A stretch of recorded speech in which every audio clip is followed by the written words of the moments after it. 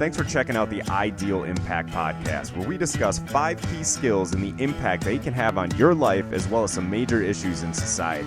You ready to get after it?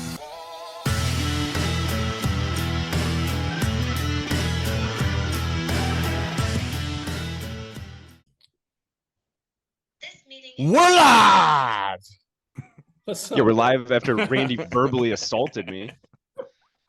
Unbelievable. You got to get a tougher skin if you're going to play in this game. Exactly. I know. I'm a big old. I get offended very easily. I'm a big old softy. I can't handle myself on social media anymore. I think I'm just going to quit the game. Adios, my friend. Adios. All right. Well, you guys have fun recording this podcast. I'm going to go ahead and jump off. We're going to leave you with the rest of society. I was off Facebook from like 2012 all the way to 2021, and somehow I survived. How did you keep up with the times? My goodness. That's I didn't. I didn't amazing. And it was fantastic. That sounds incredible. The other day, I grabbed my phone and I told Callie, I'm like, if I could throw this thing out the window, I absolutely would. And I think Randy, Brian, and myself, we were talking, last week when we had our meeting. And that's one of the first things I want to hire out. Like, I want to get rid of having to post content and try to get clients and do all that stuff. It's just, there's so much negativity on there, no matter how. And the worst part is when you try to be positive, so many people will attack you and beat you up. And it's like, dude, I'm just trying to like share a positive message. And this is why you see so much negativity on Facebook, because people try to be positive and then it gets shut down and they're like, screw this, I'm not even trying anymore. Yeah. That's what happens when miserable people sit behind a keyboard. It's true. It's true.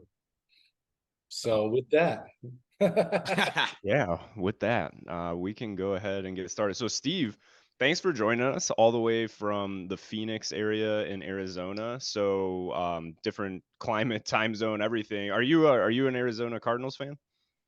You football fan? No, I'm an Arizona native, which means growing up, the Cardinals sucked. Yeah. So there was a time, a very brief moment in time when I was a Cowboys fan. And that just happened to be the year that they smoked. I don't even remember who they played in the Super Bowl.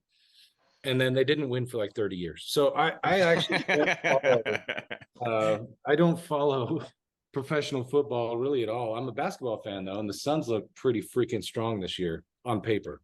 Yeah. So do the Cavs. Well, the Cavs, I don't even know. I stopped following basketball, but I know the Cavs have like a very talented young roster. And unfortunately, we're in Cleveland, Ohio. So we've dealt with 24 years of misery. And then before that, I don't remember because I was too young before the Browns left the area and went to Baltimore. But yesterday was awesome. Like watching them just absolutely stomp Cincinnati was fantastic. The only thing is, as a Browns fan, typically as a fan, you see that first win, you're like, oh my God. But now I'm thinking, oh, that was too good. Like, are we just going to crash from here? Yeah. I mean, they were getting 2 points from Vegas and they won. Yeah. Vegas is never wrong. So, we peaked too soon. Something. Yeah, we peaked too soon. Browns peaked in high school. That was it, man. That was it. That was the highlight of the season right there. Game 1. Yeah. So, but anyway, Steve, thanks for joining us. And so Steve and I met a couple weeks ago now for the first time. And, we hit it off on our first conversation. We're part of the same mastermind group, Go Abundance Emerge. And now we're in the same, what we call a pod in that group, which is like a smaller subset. So there's 5 of us in that group, and we just help each other with accountability, ideas, goal setting, all sorts of stuff, making sure that we're staying on top of our finances, investments, businesses, everything that we have going on in life. So it's a pretty cool concept. And like I said, we hit it off, and you had brought something up during that call that we were like, ooh, this would make a really good podcast conversation, and it kind of, and really in line with what we go for here on the show. And that was the fact that you and your wife have a pretty traditional marriage, but it came together. You have 3 kids from a prior relationship. She has 3 kids from a prior relationship. So, and the fact that you have that traditional marriage, you sometimes get, that kind of sideways look in today's progressive modern society. So, thanks for bringing that up during our conversation, but we just kind of wanted to kick it off with you giving a little bit of a background on your family life, the family structure, and then kind of asking some questions and getting into it there. Does that sound good? Yeah, sure. So, Yeah, you're absolutely right. That was a great intro. So this is actually the second marriage for both of us. My first marriage lasted 15 years. Her first marriage lasted 10 years. Um, and, I thought about how much of the history of those relationships to share. Um, she's actually very good friends with her ex and best friends with her ex's new spouse, his new wife. And so that's a huge blessing to have kind of the two families melded like that. We've actually talked about potentially going on some vacations together, things like that, which is wild, right? You typically hear about divorces and it's like, I never want to see that person again. And so I could certainly share a little bit about that. My first marriage, like I said, lasted 15 years. It was a pretty tough time for both of us that whole time. I think we were both kind of A-type personalities, both really wanted to get after it. And she's one that, likes to feel like she's in control of some things. And it just led to a lot of conflict. So after 15 years and 10 years of marital counseling, I was like, you know what? I'm done. I don't have anything else left to give here. I've literally, been on my knees for years praying about what I could do to be a better person and, change my heart. And ultimately the answer for me, and maybe some of the listeners don't believe in prayer, but I do. And I'm on the show right now. So there we go. It's your platform. That's right. You're not going to deplatform me. There you go. One thing in there, Steve, that I just want to point out. So one, currently with Ideal, intentionality, discipline, emotional intelligence, accountability, and loyalty. And I think, you hit on some of those skills in there where you were saying you guys have a pretty good relationship with everyone that was involved in the prior relationships. And that's a testament to emotional intelligence if I've ever heard one, because I'm sure there's a lot of emotion that goes into that entire dynamic. Well, let me be more clear. So we have great relationships with my wife's ex and his wife.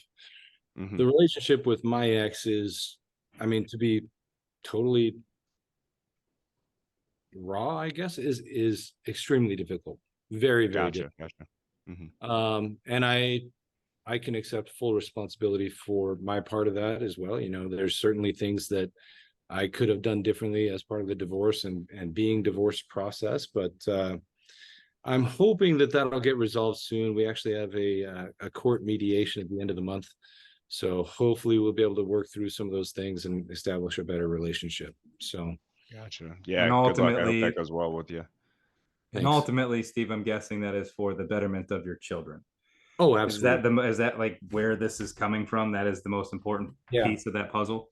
Yeah. So we want to make sure that the kids have the care that they need. Several of them, actually all three of my kids have expressed some desire to get into therapy. And one of those kids, for whatever reason, hasn't been able to. And, just because of some dynamics there that I probably won't get into because that'll be covered in court. But I want to make sure that all the kids are taken care of and that they have all the access to the care that they need and have all the advantages that they need in life, which in my mind is not necessarily, giving them everything they want, but rather an opportunity to learn skills and work and develop themselves into pretty incredible humans. So, so yeah, I left that marriage and I was single for a time and I freaking loved being single. It was the best time that I'd had in decades, and I made a lot of friends, had some great times, great relationships, went on a ton of adventures in both the US and in other countries. And ultimately Jules, who's my wife now, she was actually the first single woman that I met after I became single. And we clicked right off the bat. We were actually going over to one of my college roommates' cabins, and so I walk into this cabin, and she's there with her friend, and we carpooled up in the same car up to the cabin. The drive was a little bit longer than it normally is because of traffic, and we just talked the whole way up. Good balanced conversation, bi-directional. And it took me a year and a half, 2 years of dating, being friends, breaking up with her, dating again. And I think I broke up with her 2 or 3 times because I didn't truly trust that my own kind of radar was calibrated correctly. I didn't want to get into another difficult relationship, and certainly didn't want to marry the first woman that I met. And but here you are. here I am.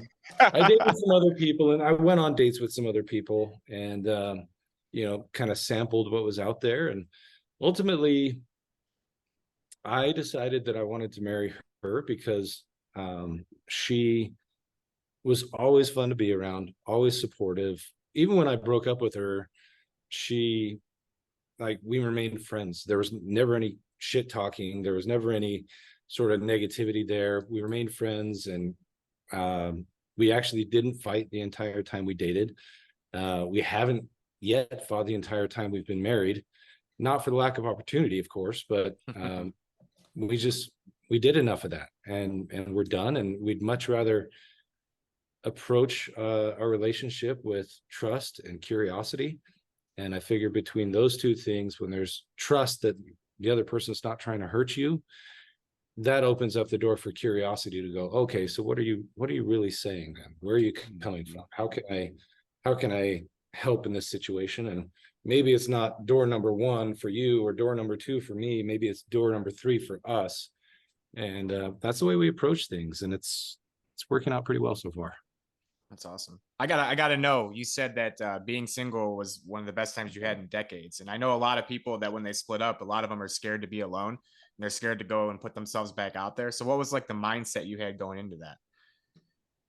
That's a great question. The mindset going into being single was ultimately the prospect of being alone the rest of my life was more attractive than being with that person.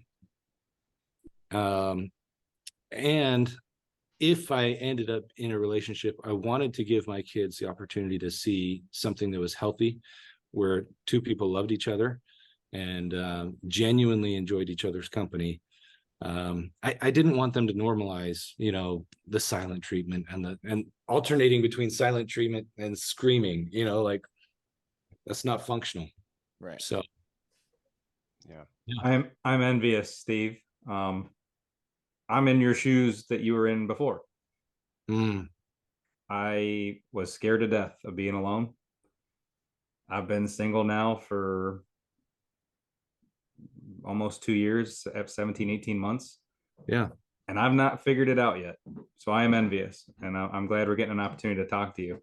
Would you say that your wife's kind of feelings when she went through it was similar to yours, or did she have a rougher time? Since she's not here to speak for herself, can you fill us in? Speak for her. Yeah, when she approached being single, and there were some situations going on in her marriage that were out of respect for her ex-husband, they were difficult, right? And I think it was probably difficult for both of them. Mm-hmm. And so she was also the one that initiated the divorce. And she, I think, approached single running away from what was, as opposed to embracing what could be, right? But she very quickly kind of pivoted and got the therapy she needed. She actually joined a MMA gym, and that was a way for her to kind of feel like she took back control of her body and the volition over where she was going to be, right? And then she got into therapy and worked through a lot of things, not just from the marriage, but also from her family of origin, right? That I think all of us enter into life carrying some of the burdens that were placed on us unintentionally by the family that we came from.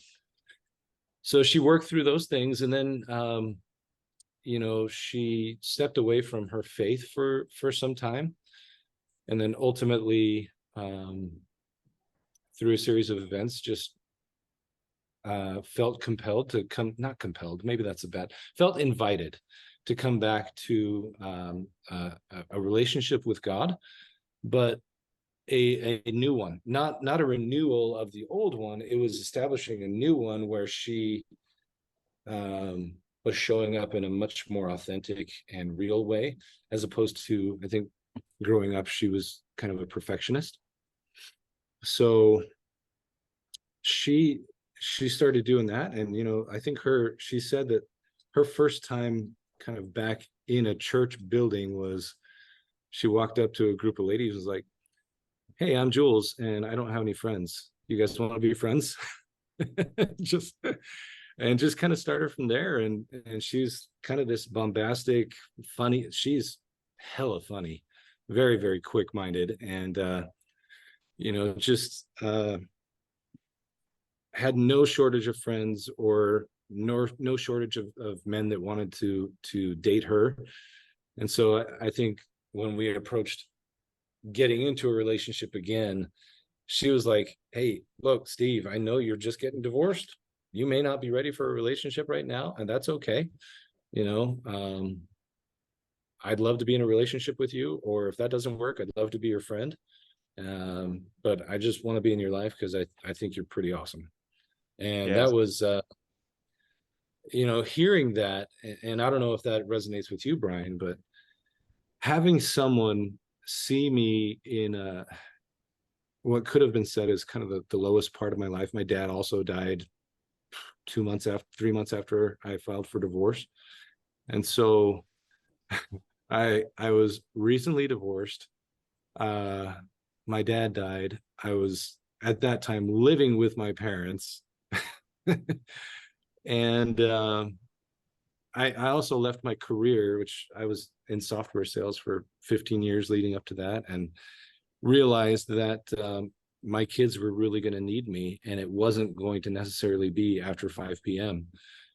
So I started up a business that would allow me to step away as needed, and that served us really well for the next year and a half. So That's awesome. Well, that part is awesome. Not some of the other stuff that Right. led up to that, but some things that stood out to me in there. So you were talking about Jules and how she really embraced authenticity in that transition period in life. And that's something that I know for me personally has definitely paid a lot of dividends. Going through the ups and downs of leaving the W-2 and transitioning to entrepreneurship, and leaving Ohio, coming back. And I've realized that the more authentic that I have been, the more rewarded by the universe or by God or whatever you want to determine or name that. It's just truly beautiful. And I saw that, or I heard that in there when you said that she would go, she went up to a random group of people and said, "Hey, I'm Jules, I don't have any friends, like, would you talk to me?" And I did that on the trail on Saturday while I was running. I ran up to some guy and I'm like, "Hey man, this kind of sucks doing this by myself. Do you mind if I run with you for a little bit?" And that's just something that I wouldn't have done a long time, or not even that long ago. Like last year, I would have never approached a stranger and just said, "Hey, I'm kind of lonely right now. You wanna be my buddy?" So that's awesome that she was able to embrace that. So going into that, so there's a lot that led up to your current relationship and how everything is. So tell us a little bit about your marriage, your relationship. You shared a little bit about that as far as the communication piece and whatnot, but as far as that traditional piece, so how does that look, and what are some of the challenges you've seen with that from maybe an external standpoint? sure. So I do want to get there, but I also want to make sure, Brian, you mentioned that you're kind of in this place 17 months post-divorce. You haven't figured it out. I want to make sure that I pause at the yellow light there. And if I can offer any sort of experience or share any encouragement, I don't want to blow through that. Sure.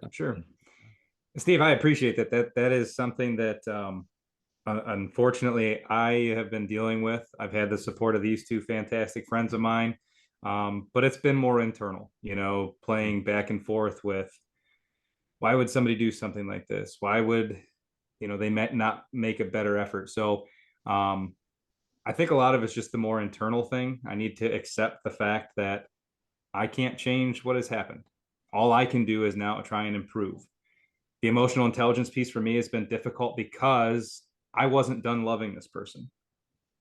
They were done loving me. And my boys are what's most important at this point. And I need to make a better effort to make sure that I'm not that one that's happy 1 second and then yelling the next, and my kids are hearing it. Yeah. Because unfortunately, we are going to have to remain in contact, and she's going to be a part of our lives, mine, my boys, hopefully the boys for forever, until one day she's no longer here. But it's you know where I'm at right now, I think, and we can talk offline more about that. It actually resonates quite a bit. Although I did initiate the divorce,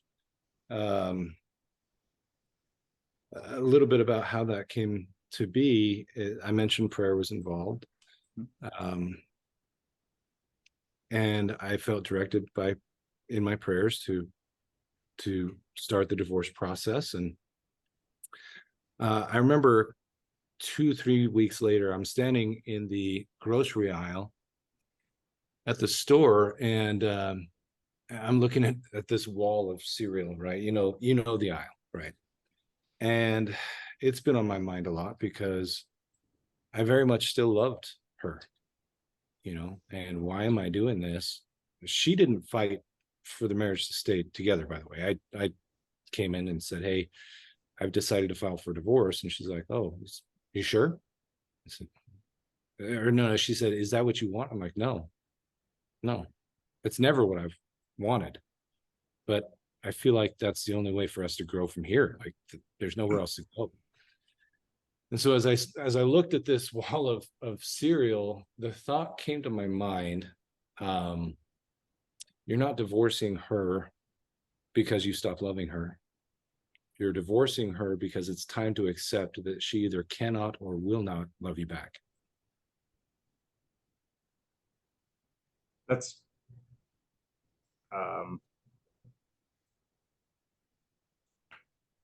you're absolutely right, man. That's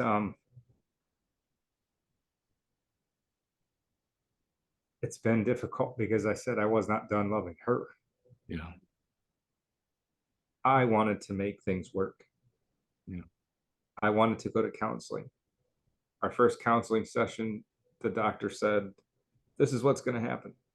We're going to either talk reconciliation or we're going to talk about getting past what's been done. And the words out of her mouth were, there is no reconciling. I was under the assumption that we were going together and that we were going to try that. So I know, I do know that feeling and that heartache. And like yourself, I'm a God-fearing man, was born and raised in the church, and my ex-wife was not. And at one point she decided to get baptized. She chose to. I didn't push it. I was actually her sponsor and things. So I thought at one point maybe we could progress through Christ and through all that. But unfortunately that did not happen. And, again, I feel like marriage of today is taken for granted. Monogamy is taken for granted. A big thing in the world today are these polyamorous relationships or whatever.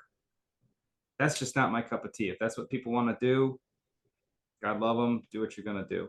But I feel like that trend now is just tearing marriages apart. Maybe not particularly in your case or others, but it works both sides. Men want this, women want this.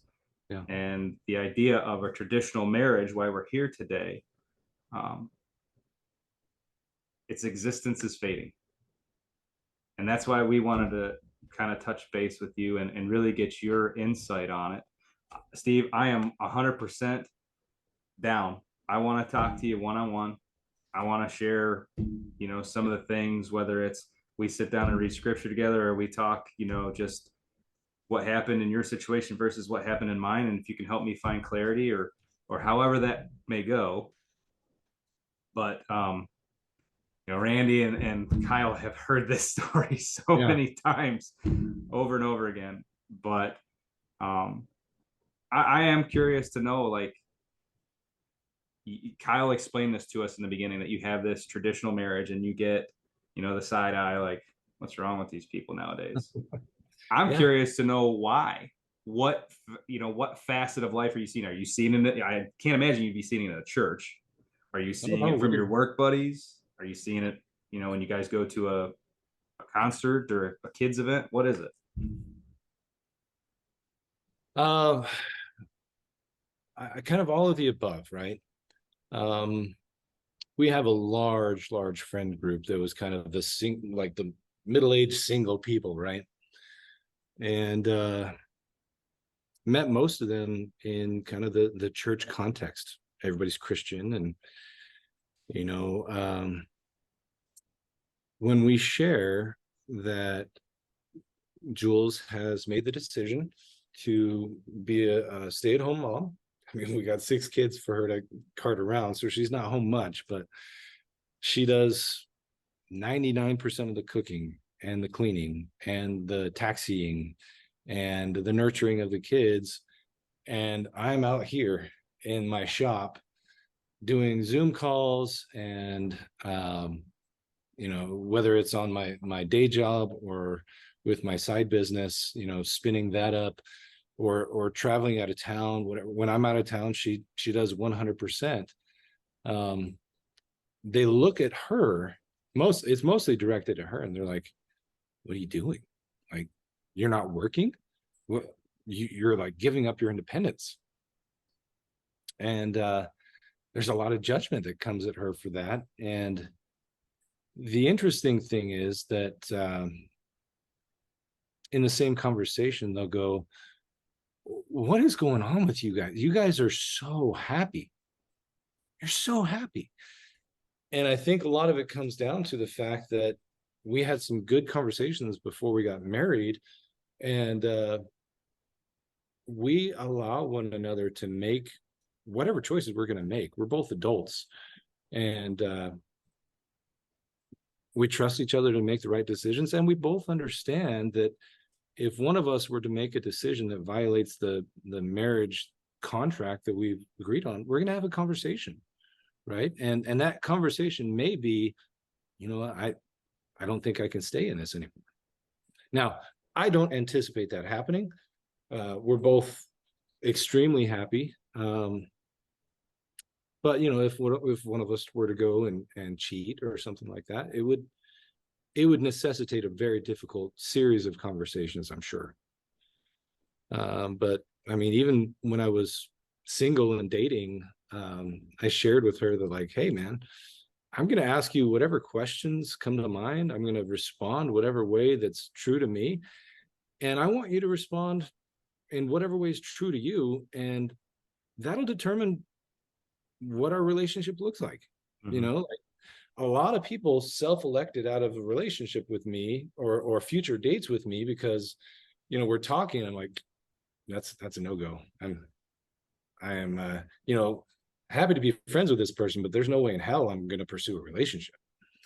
So I remember one time, and I'll give you some background.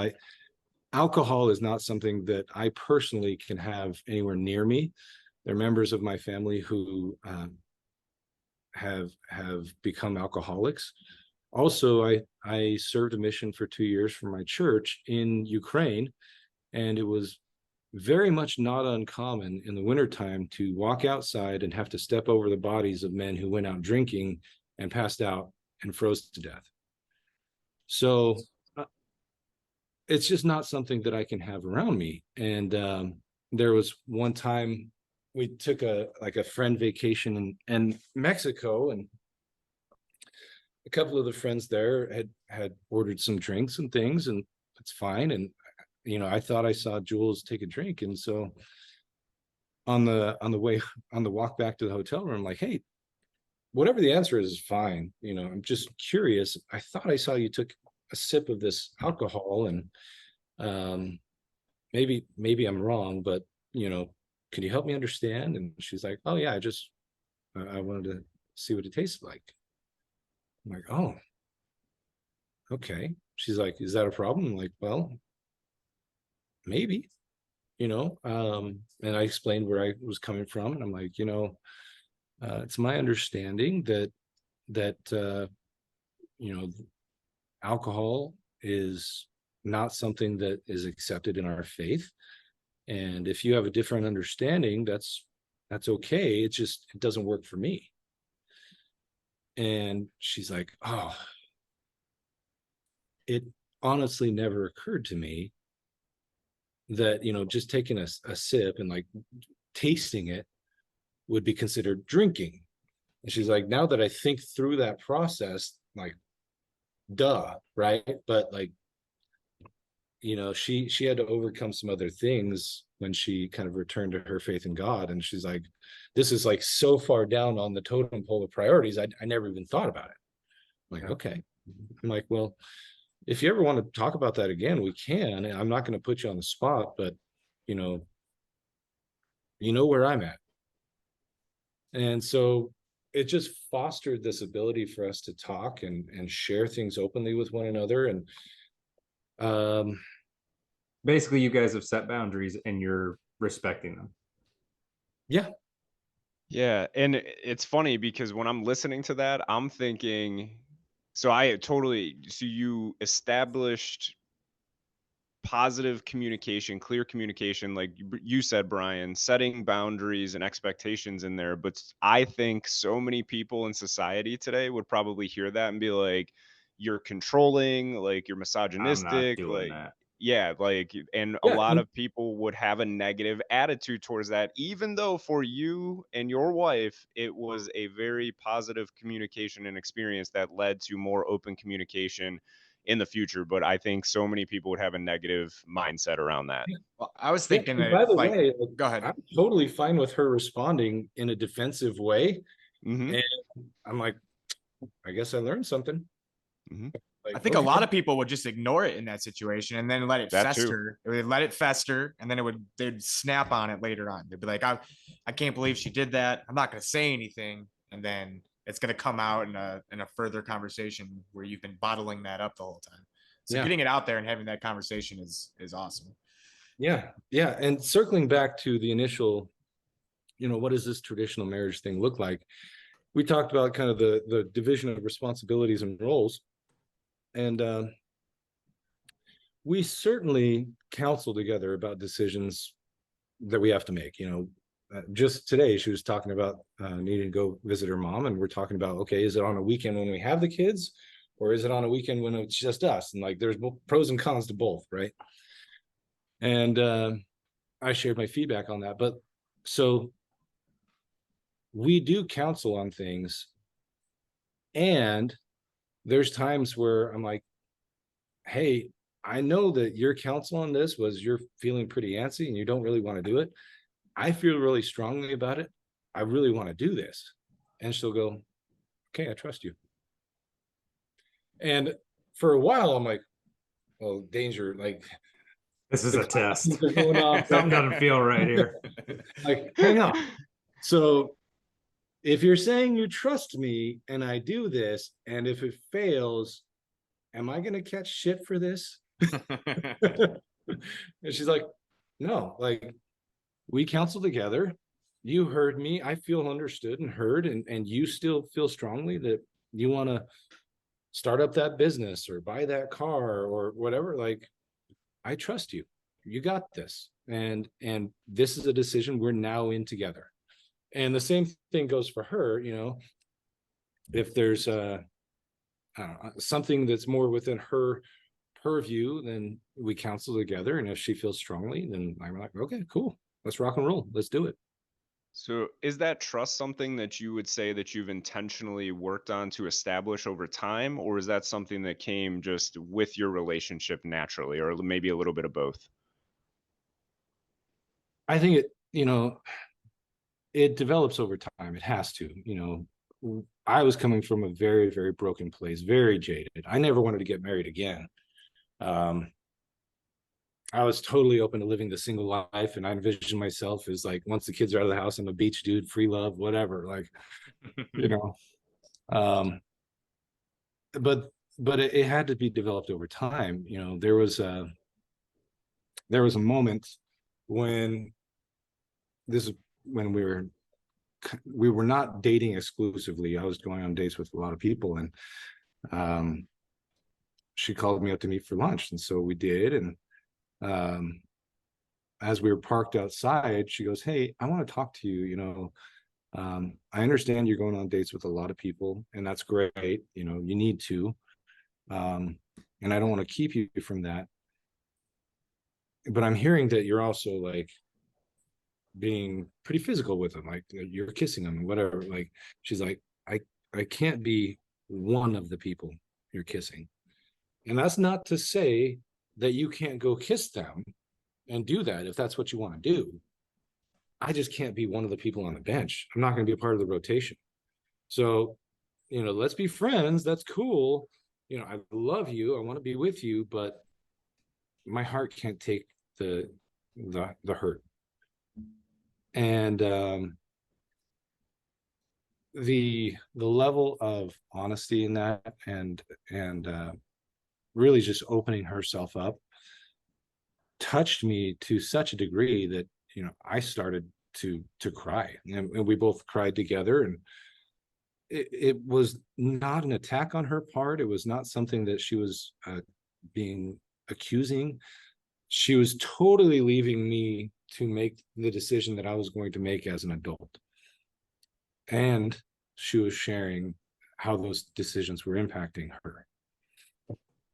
And so the level of trust in her to openly share those feelings with me was very touching. And it also allowed me to not make a commitment in that moment. I think the knee-jerk reaction for most guys is to people please and to be the nice guy, right? And be like, okay, no, you're not going to be one of, like, you're the only one, only you. I wasn't willing to do that. And I shared that. I'm like, hey, there's part of me that wants to tell you this, but I need to be honest with you. I'm not all there. So maybe it is time to step back, So I don't know if that answered the question or not. It's kind of story hour, I suppose, but No, it definitely did. And a theme that I keep coming back to, especially after Brian mentioned it, was just boundaries and how important those are in relationships, and not only in relationships, but in life. Like you mentioned people pleasing, her setting that boundary, saying, hey, this makes me uncomfortable. I don't want to do this. If you want to do that, that's completely fine, but it's not okay with me. And I think that's something that, if anybody's, or for the people that are listening, boundaries are so important, because when you people please, whether it's in a relationship or in a friendship or anything, you will overwhelm yourself and you will stress yourself out, because that's a huge opportunity for myself. And setting those boundaries early and revisiting them when needed, I think, is critical in a relationship, in a business relationship. Like Randy, Brian, and I had a conversation last week where it's like, hey, we really need to be intentional about how we're spending our time, where we're spending our time, how we're structuring the businesses, to make sure that we have those. Because the last thing that we all wanted to do going into that conversation or into business in general was to lose a friendship or lose multiple friendships potentially. And when you're going in to relationships, business relationships, anything, being intentional with those boundaries is so important. So it sounds like you and Jules have done a really good job of being intentional with those and setting that. And I'm sure it's paid a bunch of dividends in your relationship and in other areas of your life as well. it does, and it's huge. And then the other side of that is forgiveness, right? And by the way, boundaries don't work if you're still totally reliant on one another for all of your needs, right? That's not bad. You can set boundaries and they quickly become manipulation and control. But when there's no intermediary partner, and in our case, that's Jesus, right? When there's no third partner in the marriage, it talks in, there's a book, I think it's called Boundaries in Marriage. He shares this phrase that stuck with me for years. In a relationship like that, there's 2 ticks and no dog, right? So you're just sitting there sucking the life out of each other and you're getting nowhere, right? So I think we both have to have our own reliance on, Christ and friends and family and society in general and our own hobbies. And like, we're still very much two individuals, right, that exist in our marriage. We're like-minded, we're single-minded in a lot of ways, but I mean, it's very common for her to be like, hey, Post Malone's coming into town, my girlfriends want to go and go to the show, do you want to come? I'm like, no, that sounds like very overwhelming for me. That's a lot of noise. I love Post Malone, but I'm not going to sit there for 3 hours listening to that. She's like, cool. And I'm like, cool. And the night of, it's love you, bye, kiss, kiss, whatever. See you tomorrow, because I'm not staying up till 2 a.m. when you get home, and it is what it is, right? Or, the other night I shared with her, hey, this has been a long day. We had some restructuring at work, and 2 people on my team were impacted. And, I love my team. Like, genuinely, I love the guys that I get to serve as leader. And so with 2 of my guys getting impacted by a restructuring, I was feeling extremely heavy. And I'm like, hey, babe, there's a couple of guys taking the Jeeps out. I know we have the kids, and I'll stay and I'll help and do whatever if I need to, but it would mean a lot if I could just go get lost in the desert for a few hours. She's like, yeah, of course, absolutely. Yeah, go do your thing. I take care of you. You're fine. I got it. So we're very much individuals. We exist, and we love being around each other, but we're okay being apart. So she takes an opportunity to go out with her girlfriends. You take opportunities to go out with your boys, but it's a happy medium. It's not, hey, I get to go do this, but you get to stay and watch the kids this weekend, right, and the following weekend and the following weekend, right?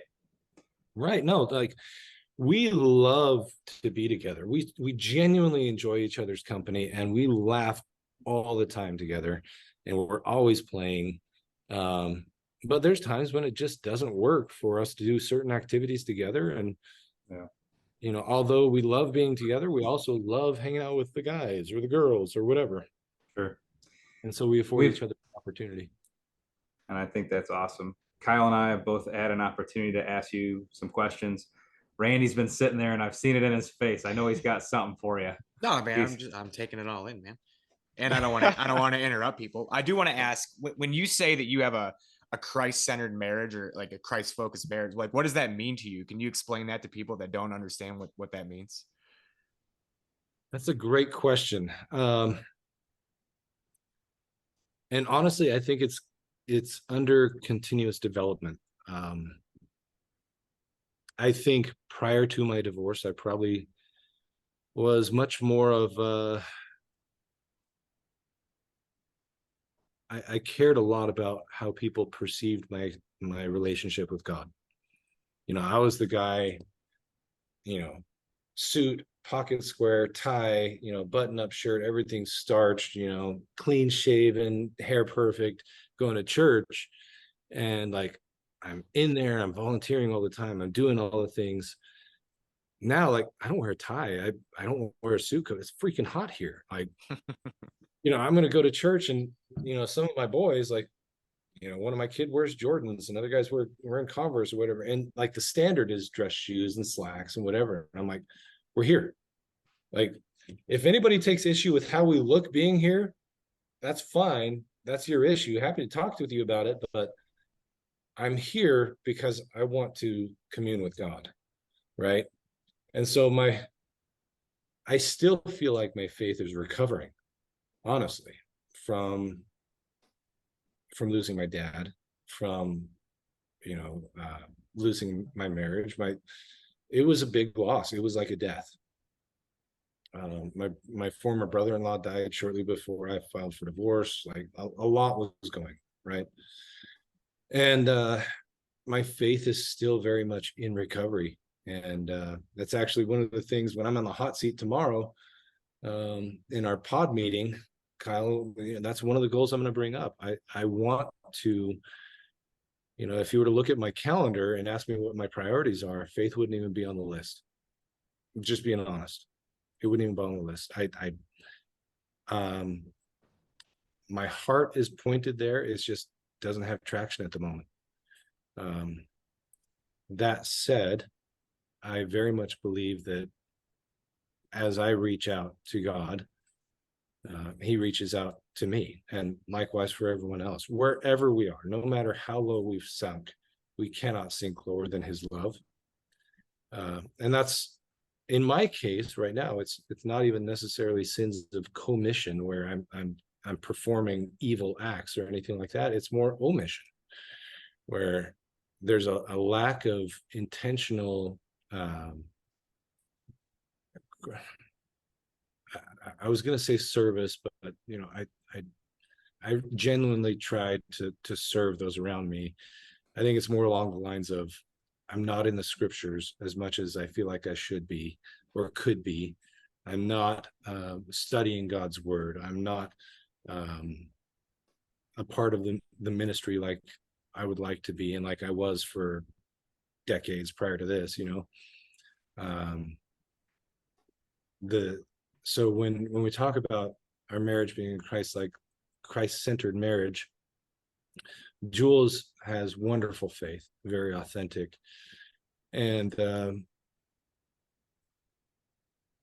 we extend grace to each other, and there's a high level of charity that we give to each other, just pure love, because we love each other and because we love him, right?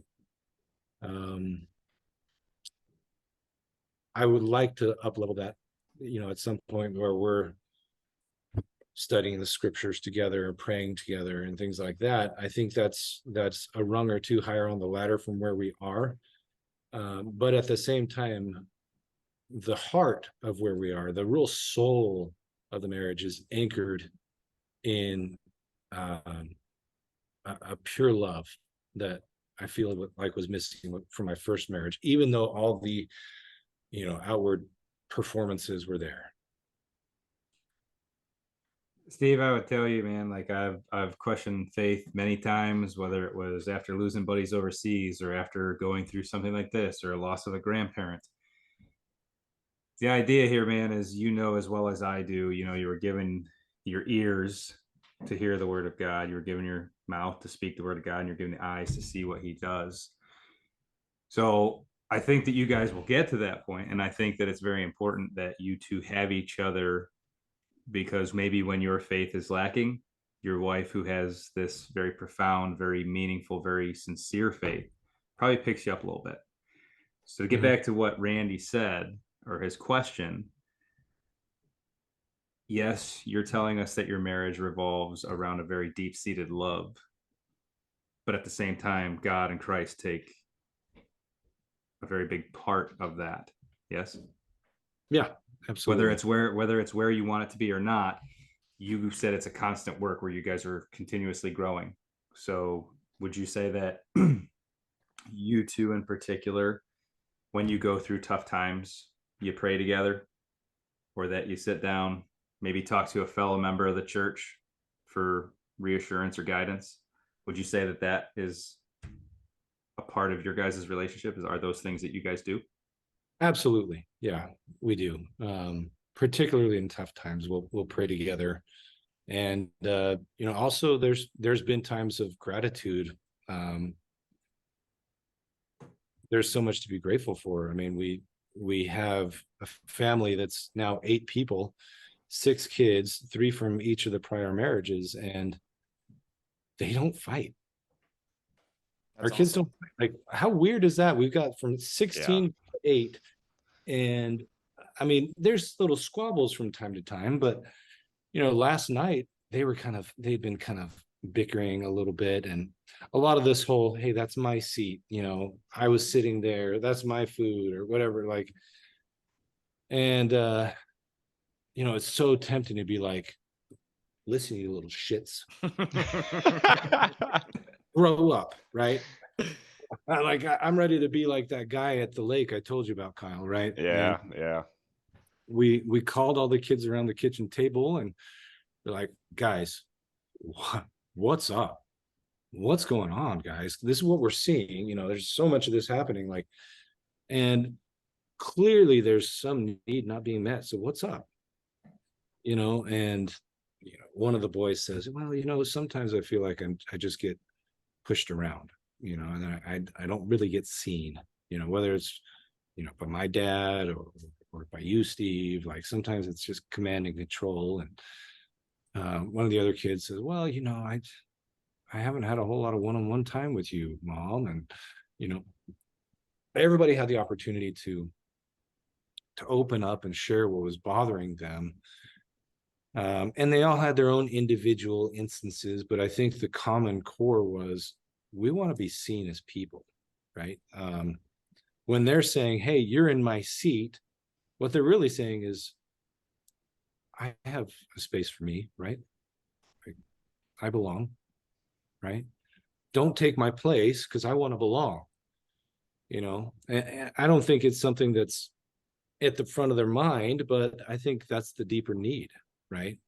When we are saying, hey, this is mine, this is mine, this is my job, this is my career, this is my relationship, this is whatever, the real core is there's a hole that we're trying to fill that I think gets filled either by God or by other people truly seeing us and going, hey, what's going on, man? I noticed this is, you said this, like, are you okay? Are you truly okay? You know, so Yeah, them those having open lines of communication are super important, especially with kids. Well, especially with that many people. Like, I mean, just Yeah. regardless. I mean, when you have 8 people in a household, that's communication has to be at the forefront of everything that you're doing. It's hard enough with 2 people, just me and Callie, my wife. You know, that communication is so key. But the more people you add, the more important it becomes. I feel like. I mean, Yeah. I've worked with kids for about 15 years now. And when I first started, like when I was young and right out of the military and I was wrestling, I was pretty hardcore.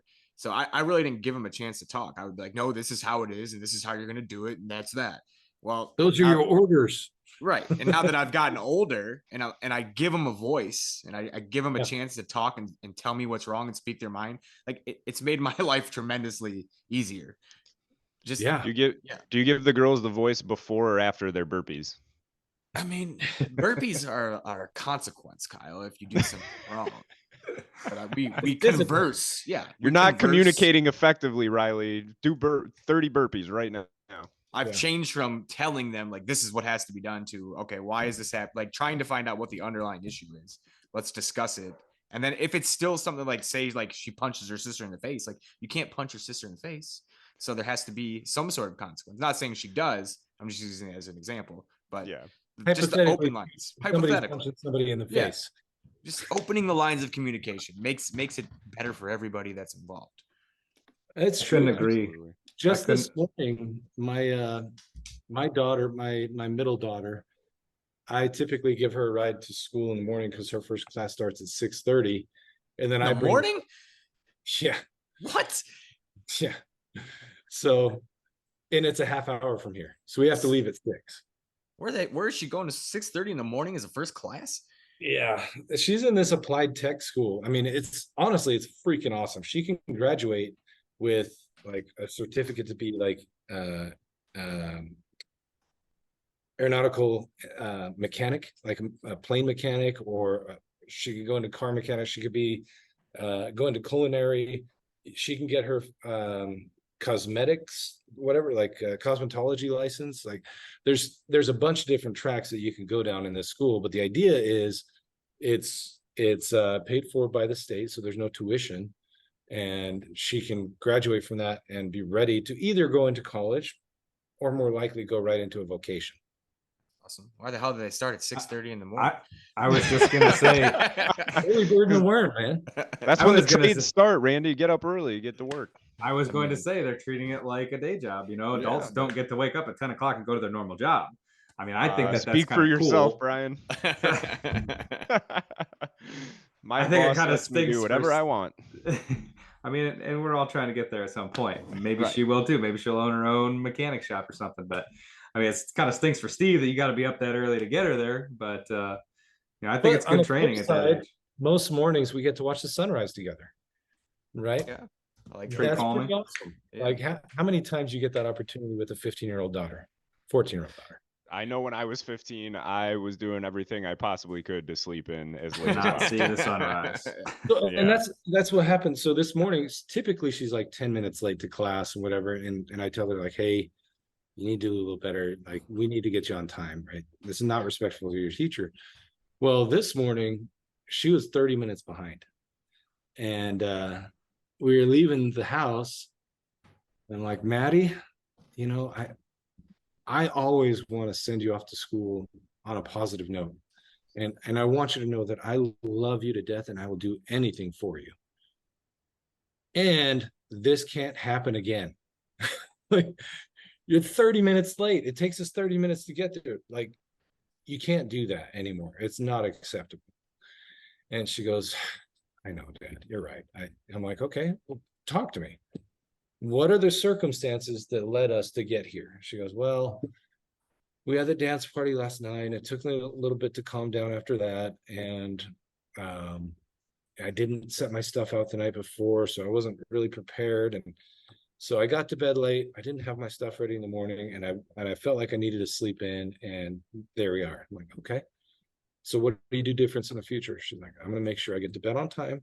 I'm going to make sure I have my stuff set out, and I need to make sure I get up when my alarm goes off. I said, great. I'm gonna ask you not to start parties at 7 o'clock, Dad. You know, that's okay with me because I like to be in bed by 9:30. Yeah, Same. same. I mean, I say what I heard in there. That I mean, that's a pretty impressive amount of ownership for a 15-year-old to say I didn't put He's my amazing. stuff out. I didn't get up on time. Like, I mean, I'm 30, so I'll be 37 in December, and I still, you know, ownership is always at the front of our minds with, you know, Brian, Randy, and I. That's something that we definitely, when we're talking about accountability in ideal, we're talking, you know, truly about ownership, turning external accountability eventually into ownership. But as a 15-year-old, that's just super impressive. So that speaks, you know, to a high level of you as a father, and I'm sure Jules as well, just in that household demonstrating ownership, because that's typically how kids pick stuff like that up. 100%. It's that, and also I indoctrinated them early with Jocko Willink's kids books. Yeah, I read those. My kids the way too. the warrior kid. Yeah. I read them myself. I don't even have kids. They were just good. They're just good books. You're right. They are good. They are good books. Good So- life lessons in those books. But that's Yeah. something that I drill into them a lot, right? Like, we'll have conversations. And the other day, my oldest daughter, she's 16 and a half. She was having some struggles with her friends, and she's over there holding her phone, just griping about, you know, oh, my friends are being so mean or whatever. I'm like, oh, really? What's going on? She's like, well, you know, I was asked to help plan this homecoming date, and you know, and so I planned everything, and everyone is just being jerks. They all want to do something else. I'm like, oh, can I read? So I'm reading through the thread, and apparently there was a plan that was pre-existent, and she was asked to plan something else because that plan wouldn't have worked. But the reasons why that plan wouldn't have worked were never explained to the broader group, right? And so all of them are like, well, why are we switching this up? Whatever. And she's like, guys, just trust me. This is better. Just get on board. Come on, you're being difficult. And I turned to her and I'm like, Kate, like, you're being a real brat. She's like, what? They're being total jerks. I'm like, Kate, I'm not their dad. I can't teach them. All I can do is help you. And I had her read, well, actually, it was part of her schoolwork, the book Leadership and Self-Deception by the Arbinger Institute. Fantastic book. Talks a lot about ownership and not being a victim and all that stuff. And also seeing other people as people and not obstacles to our goals. And so I walked her through that. I'm like, you're literally telling them to get on board and stop being a jerk, but you never explained to them that if they tried this other plan, that it would never work. And she's like, oh, I see. I'm like, yeah, so why are you being a jerk? She's like, I don't know. I just got frustrated. Like, I get that. I get frustrated too. I'm like, how would you like me to help you? She's like, well, Could you help me to articulate what's going on? Sure. So I'm like, walk it through for me. In linear fashion, why won't that other plan work? Well, we'd have to be up at 5, and then we have to go get the boat, and then we have to be at the lake by 6. The other family needs that boat by 8:30. And with the travel time and everything, and setting up and loading it back up and everything, we'll probably get 20 minutes on the lake. And that doesn't make sense. I'm like, right, that doesn't make any sense. Why didn't you explain that? Just like, I don't know. I'm like, okay. So we type it all out. And I'm like, first of all, you need to address how you treated people. And you have to own that. And it doesn't matter how they act toward you. That is totally irrelevant because it's between you and you. Right? So, guys, I'm sorry. I didn't explain any of this, and I came off as a total jerk. That's my bad. You know, I'd like to share where I was coming from, if that's okay. And they're all like, yeah, totally. You know, and no big deal, whatever, you know. And so she did, and they're like, oh, that makes a lot of sense. Let's do this other plan. I'm like, there you go. It's easy. It's easy. You know, if I had a mic, just drop that sucker and I'll walk away. The parenting mic drop. I love it. Yeah.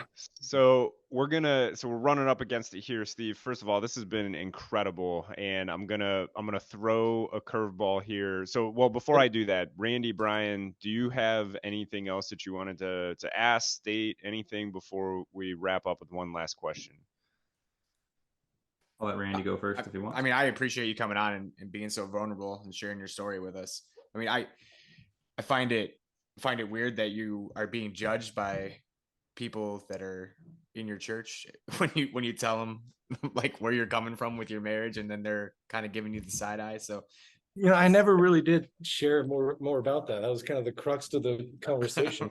Right. Yeah, that was actually I that was going to be my last question, Steve, was to kind of come back to that real quick, was just like, could you share some examples like how that has played out, you know, as far as judgments being passed or experiences that you had, or maybe one, yeah, why don't we do that? Just like one that's really stood out to you and kind of like how you navigated that situation.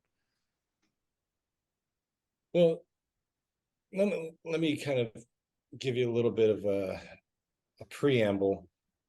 None of this stuff ever comes to me, right? Like, even when we were dating, when we'd break up or whatever, they'd always ask her, like, are you guys like broken up or whatever? Nobody asked me, because they know I'd be like, none of your business. Like, Yeah, who we're dating or if we're seeing each other, that's none of your business, right? So nobody ever came to me. I don't spill the tea.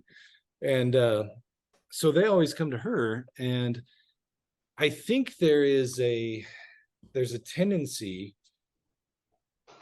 because we're so inundated, we literally marinate in all of these philosophies that are coming at us from the world, or I'll just call it the world, but you know, maybe progressivism is another way of saying it, right?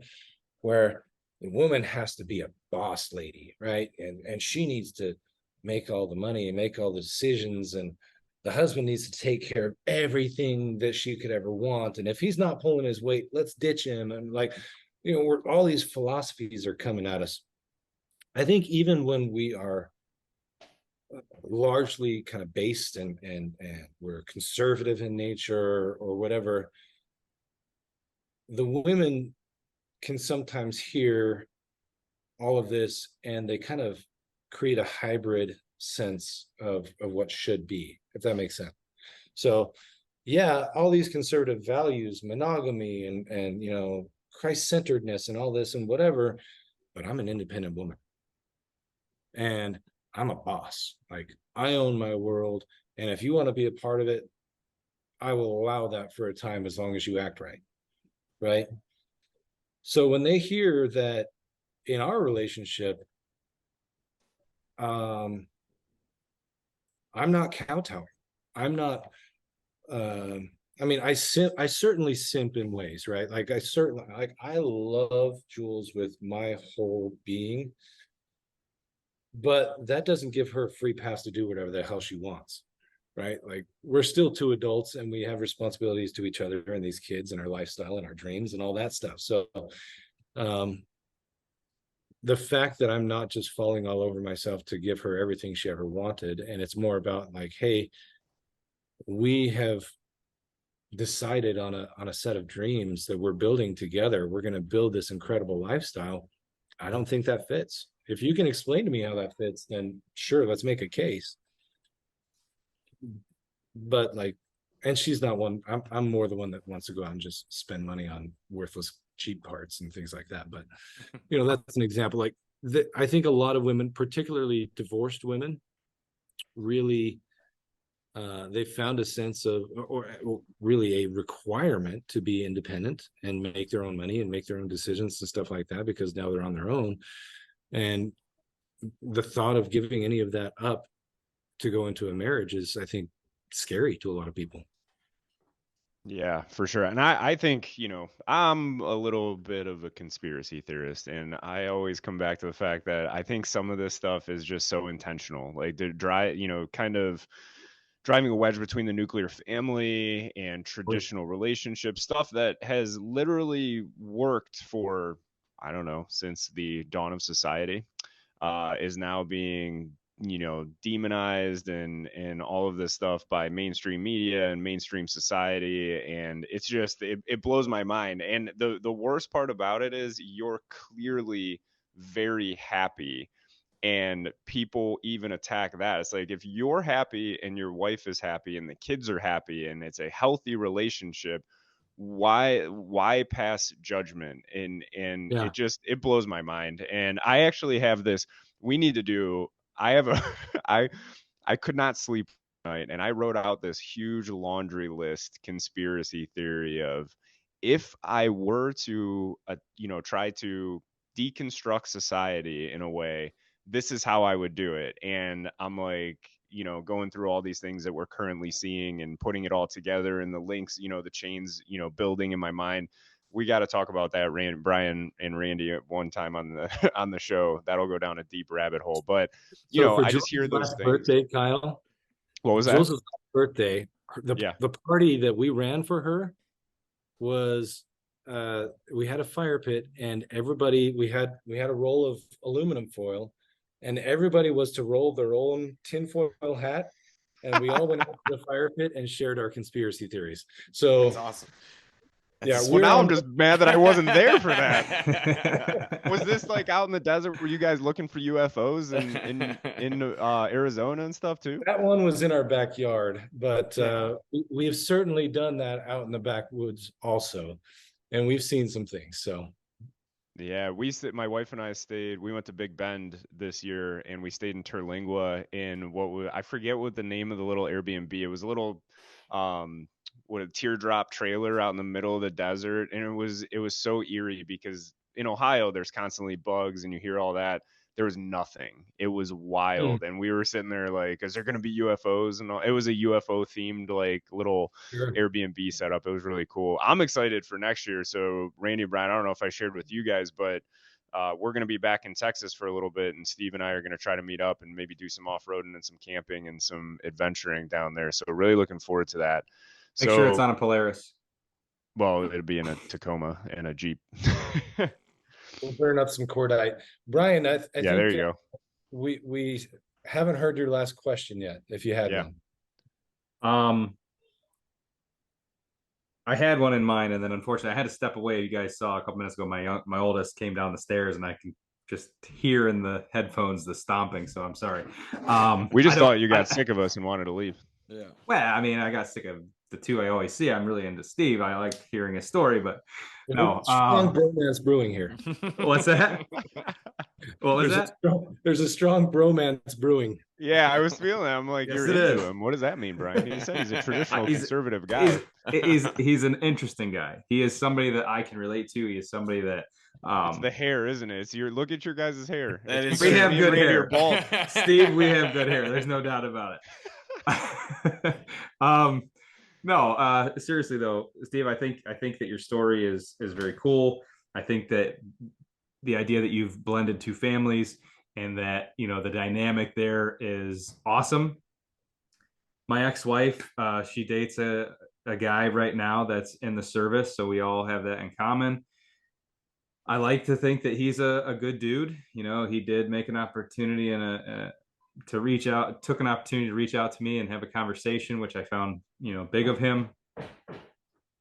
My question to you was, how long did it take you to become comfortable with it?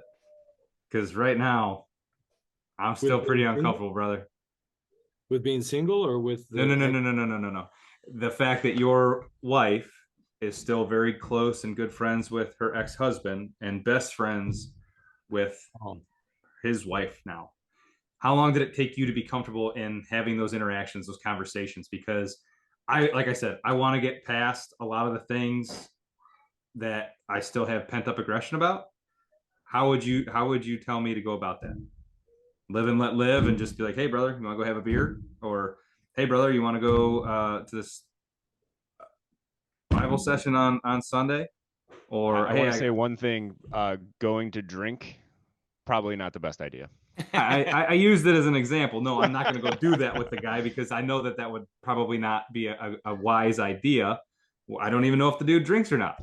But Like, hey, bro, honestly, you wanna hit the jujitsu mats? It's probably the most. I mean, he looks to be a pretty fit guy. Maybe he'd want to. Maybe he'd think he'd kick my ass. I don't know. You want to But go shoot in the woods behind my house? Out behind the woodshed. yeah.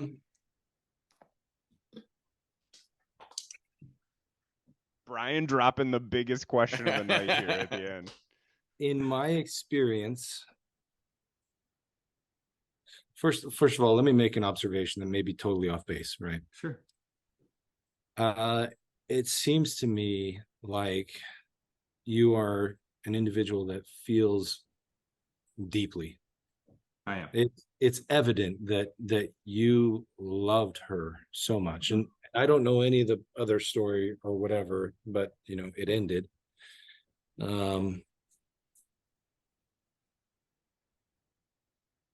I think that the healthiest way to move on from that is to practice some radical acceptance. You know, what happened happened. And no amount of wishing it hadn't will make it so. The only way for you guys to move on and to bless the lives of your children at this point is to accept where she is now and to foster a relationship that will be best for the kids. And that may mean that you have a relationship with her boyfriend, right? Mm-hmm. It may not. I mean, it's not a required thing. I will say it's been a huge blessing for us to have the kids. So there was 3 kids from Kristen is her ex's wife's name. So 3 kids from her prior marriage. Then of course 3 kids from the marriage between Jules and Jake. And then there's 3 kids from my marriage. And then Kristen and Jake also have one together. So there's 10 kids overall.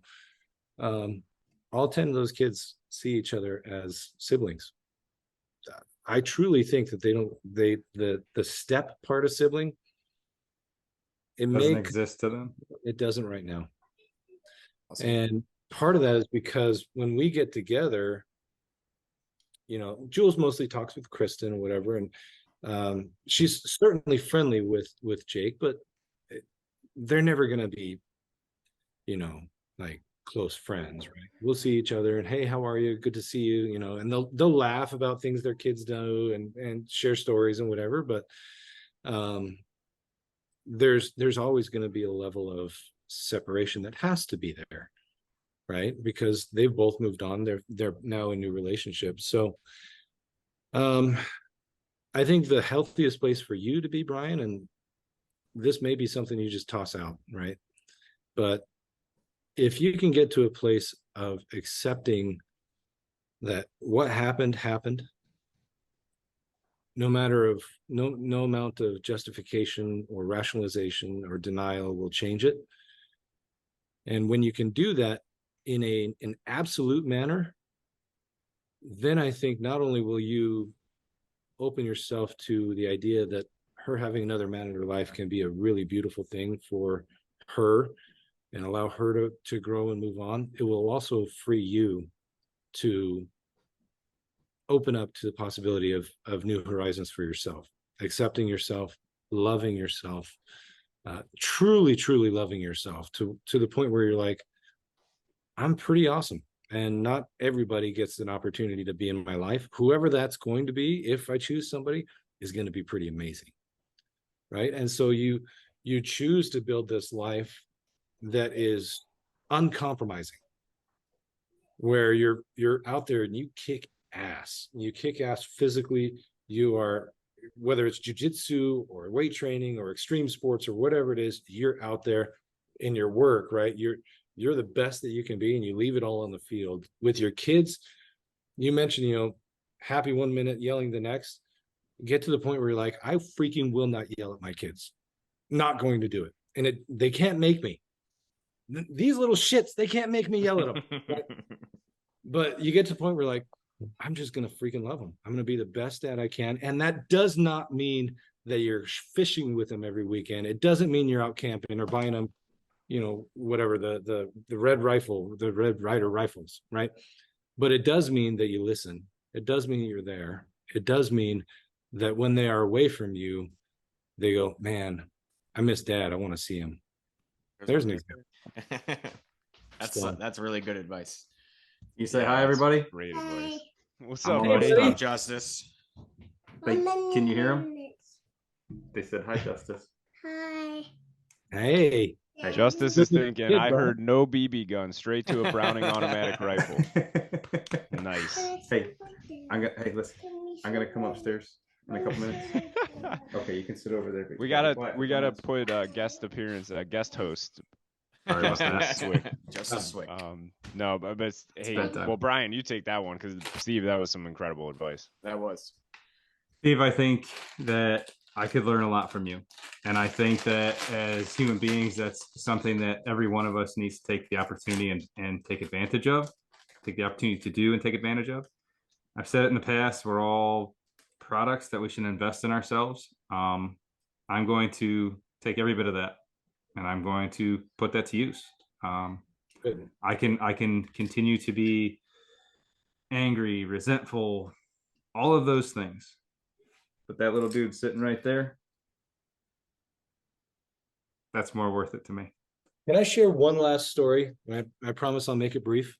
Yeah. Then I got to go pick up my kid from skateboarding practice. Not